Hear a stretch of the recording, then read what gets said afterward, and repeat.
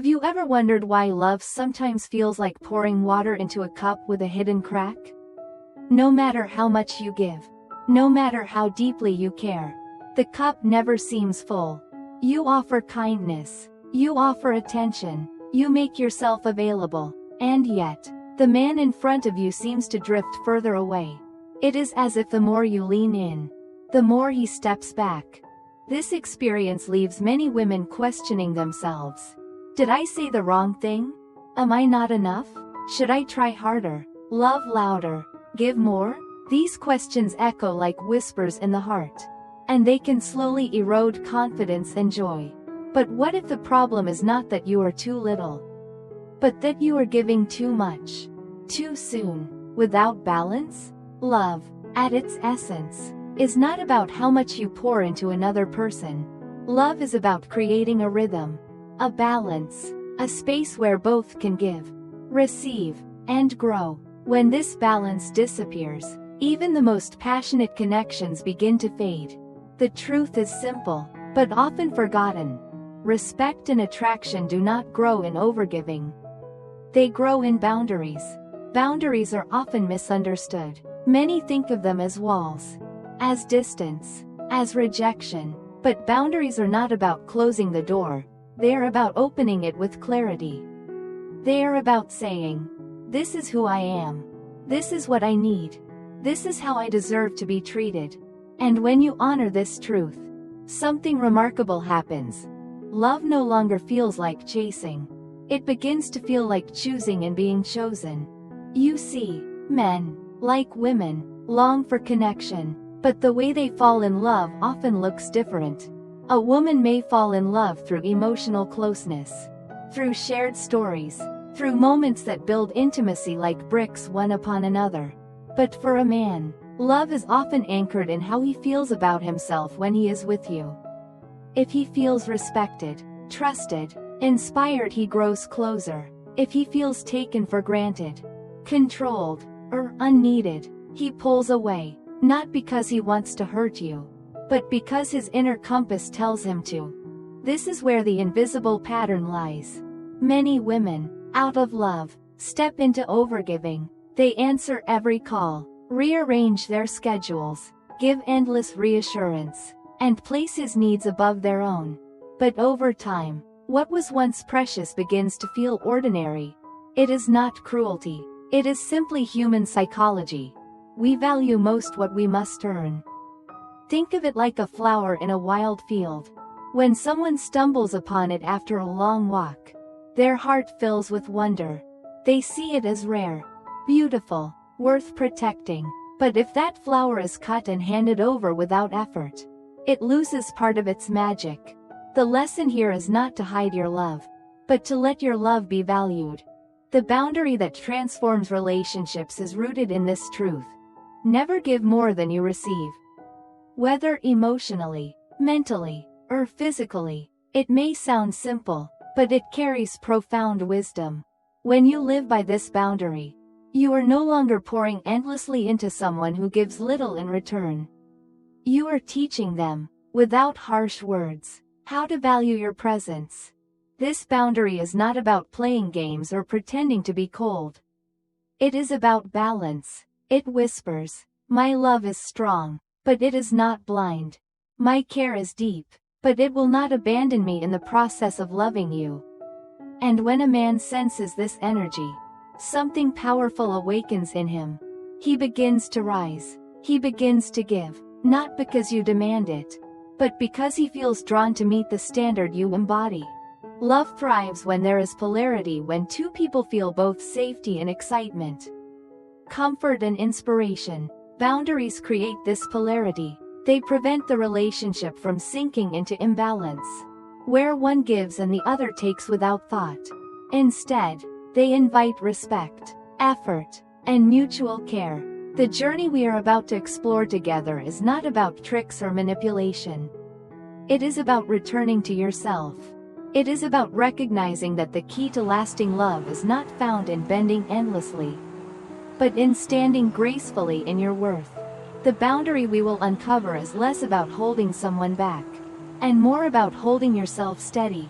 And as we walk through this exploration, I invite you to soften. Take a deep breath. Let go of the belief that you must work endlessly to be loved. The love that lasts is not the one you chase. It is the one that recognizes you, values you, and chooses you every day. In the next part, we will dive deeper into why overgiving creates distance instead of closeness, and why losing yourself in love is the fastest way to lose the love you worked so hard to keep. But before that, I want you to remember this. The most magnetic energy a woman can embody is self-respect. And self-respect begins with the boundaries you hold. There is a deep truth that often goes unnoticed when we carry pain in our hearts. The body may be silent, but the silence is not emptiness. Silence is a language. Silence is the voice of the soul. It speaks to us not with words, but with a weight in the chest, a tension in the muscles, a tiredness that no amount of sleep can fix. It tells us that something inside longs to be seen, heard, and released. When someone has wounded you, it is natural to want to silence your own pain. We try to stay busy, to distract ourselves, to push forward as if nothing happened. Yet, inside, the soul whispers more loudly with every ignored feeling. You may feel it as loneliness even when surrounded by people, or as sadness without a clear reason. That is the soul asking you not to abandon it. To begin healing, you must first give yourself permission to listen. Close your eyes for a moment. Notice the rhythm of your breath. Feel the way your heart beats in your chest. The soul often speaks through the body. When your shoulders feel heavy, maybe it is carrying burdens you were never meant to hold alone. When your stomach feels tight, maybe it is holding fear or unspoken words. Listening to your soul is not about analyzing every detail. It is about softening into awareness. It is about saying, I hear you, and I will not leave you alone in this pain. In those quiet moments, when you finally allow yourself to listen, the soul begins to open like a flower in the sunlight. This is also the moment when you reclaim your power. For too long, the person who hurt you may have taken space inside of you. They may live in your thoughts, in your memories, in the stories you replay at night. By turning inward, you gently take back that space. You declare that your inner world belongs to you, not to them. Healing is not always loud or dramatic. Sometimes it is as soft as a single breath taken with intention.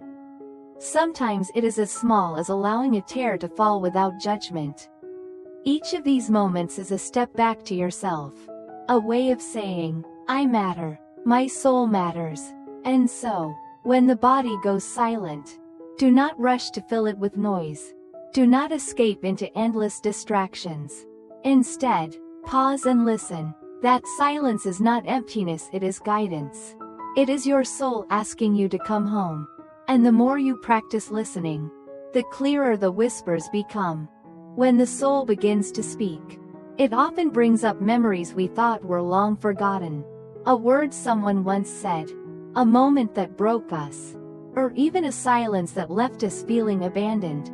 These fragments rise to the surface not to punish us, but to invite us into awareness. The pain that lingers in the background is not a sign of weakness. It is an invitation to tend to the wounds we once ignored. Healing does not mean erasing the past. Healing means meeting the past with gentleness. Imagine holding a child who has been crying for hours. You would not scold them or tell them to be quiet. You would hold them, let them rest against your chest, and assure them they are safe. In the same way, the parts of you that are still hurting need your tenderness, not your judgment. There is strength in allowing yourself to feel what once overwhelmed you. Tears that fall today are not signs of brokenness, but signs of release. They are the body's way of making space again. They wash away the heaviness that has been buried in silence. Allowing them to flow is not weakness, it is courage. Sometimes, people expect healing to be quick and neat. They want closure to come like a clean ending in a story. But real healing moves in waves. Some days you may feel light and free, and other days the old ache returns. This is natural, Every time it comes back a little softer, a little easier to hold. Each return is an opportunity to love yourself more deeply. You might notice that as you listen to your soul, you begin to grow quieter inside. The urge to argue with the one who hurt you fades. The need to prove yourself to them loses its grip. This is the soul reclaiming peace. It no longer wants to be entangled with their chaos. Instead, it seeks stillness, like a river that no longer rages but flows steadily toward the sea. There is a moment in every healing journey when you realize that you do not need answers from the one who hurt you. You do not need apologies that may never come. You do not need them to understand the depth of your pain. What you need is to understand yourself, to stand with your own heart, to whisper to your own soul, "I am here for you." That is when the burden begins to loosen. The silence of the body becomes a sanctuary. What once felt like emptiness now feels like space. Space to breathe, to feel, to exist without the weight of another's harm pressing against you. This is the slow miracle of healing, not an instant transformation, but a steady unfolding of freedom within. There comes a time when the silence no longer feels heavy but sacred. It becomes a companion rather than a void. In that quiet space, you begin to notice the small details of life that pain once overshadowed. The warmth of sunlight on your skin, the gentle rustle of leaves in the wind, the rhythm of your own breathing. These simple moments remind you that life continues to hold beauty, even in the aftermath of heartbreak. As you step deeper into healing, you realize that detachment does not mean coldness. It does not mean shutting your heart down or refusing to care. Detachment means choosing peace over chaos, clarity over confusion, and self-respect over the need for validation. It is the art of loving without losing yourself. When you detach from the one who hurt you, you are not abandoning love, you are honoring it. You are recognizing that true love cannot thrive in an environment of harm, neglect, or disregard. And so you loosen your grip, not because you never cared, but because you have learned to care for yourself too. In this process, boundaries begin to form naturally. Where once you tolerated hurtful words or dismissive actions, now you pause. You feel the weight of your soul reminding you that you deserve better. Boundaries are not walls to keep love away.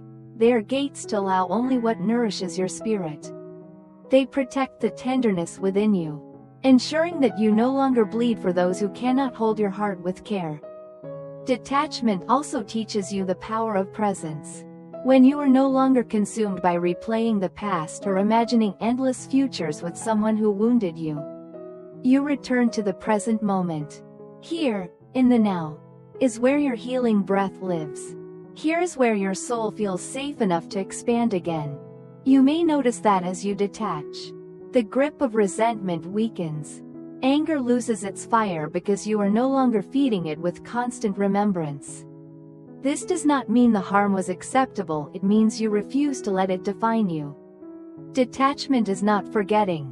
It is choosing not to carry what does not belong to you any longer. And so, the silence deepens, but now it feels alive. It holds room for laughter to return, for trust in yourself to grow stronger, for hope to quietly rise again. You begin to see that healing is not about waiting for someone else to change. It is about becoming whole in your own being, so that no wound can keep you from your light. There is a quiet strength in realizing that your healing does not depend on another person's actions. For so long, it may have felt as though the one who hurt you held the key to your peace. You may have believed that if they apologized, if they came back, if they finally saw your worth, you would be free. But the truth is, freedom is not in their hands. It is already within you, waiting for your permission to be claimed. When you stop waiting for closure from someone else, you give closure to yourself. You look at your own pain with honesty and say, "This happened, and it hurt me, but I will no longer let it define me." That single decision shifts the power back to your soul. You are no longer tied to the choices of another person, you are tied to your own growth, your own resilience, your own capacity to rise. Healing also asks you to release the illusions you once held. You may have built dreams around this person, imagined futures that will never come to pass. Letting go of these imagined worlds can feel as painful as losing the person themselves. But every time you loosen your grip on what could have been, you open your hands to receive what is meant for you. Detachment is not about pushing love away. It is about creating space for real love to find you, the kind of love that nourishes rather than drains, that uplifts rather than wounds. And that love begins with the relationship you cultivate with yourself. The more you choose peace over chaos, the more you choose compassion over judgment, the more you create a foundation where love can truly flourish. There will be moments when the old ache resurfaces. A song, a memory, or a quiet night may bring back the shadow of what you once endured. Instead of resisting it, breathe into it, let the feeling rise, and then let it go. Each time you allow yourself to feel without clinging, the weight grows lighter. The pain no longer controls you, it passes through you like a wave that cannot stay forever. And in those moments of stillness, you begin to sense something new. A softness that comes from within. A strength that no longer depends on proving your worth to anyone else. A quiet confidence that tells you, you have survived. You are healing, and you are whole. The body that once carried silent tension now begins to relax. The soul that once whispered in pain now speaks with calm assurance. It reminds you that your worth has never been diminished by another's inability to love you. It has always been intact, waiting for you to return and claim it fully. As your healing deepens, you begin to realize that the journey was never about erasing what happened, it was about transforming your relationship with yourself. Every tear, every sleepless night, every moment you thought you would never feel whole again has shaped you into someone softer, wiser, and more awake to the truth of your own soul. You see now that letting go is not the end, but the beginning. It is the beginning of reclaiming your energy, of discovering the beauty of solitude, of learning to sit with your own company and feel peace rather than emptiness. It is the beginning of opening your heart again, not with desperation, but with discernment. You are no longer searching for someone to complete you. You are learning that you were never incomplete. In this space, you start to notice the subtle gifts of healing. A calmness that meets you in the morning when you wake. A sense of clarity when you reflect on your past. A courage that rises within you when you think about your future. These gifts are not given by anyone else, they are born from the resilience of your soul. Detachment, once frightening, now feels like freedom. You can love without clinging. You can care without losing yourself. You can let people go when they show you they cannot walk beside you with respect. This freedom does not harden you, it makes you expansive. It makes you capable of embracing life with open hands, without fear of what you might lose. Because you know now that nothing truly meant for you can ever be taken away. And so, the silence that once felt unbearable now feels sacred. It has taught you how to listen. It has taught you how to trust your own voice. It has shown you that when the body goes silent, it is not emptiness, it is the soul speaking. And when you dare to listen, you find a path back to yourself. A path to healing, and a path to love that begins within. Thank you for spending this time with me in this moment of reflection and healing. If these words have touched your heart, I invite you to carry them gently with you as reminders of your own strength and worth. And if you would like to continue this journey of healing, mindfulness, and emotional growth, I welcome you to subscribe to Whisper to Heal. Together, we can keep creating a space of peace, understanding, and transformation. Remember, you are never alone. Your soul is always with you, guiding you, whispering to you. All you need to do is listen.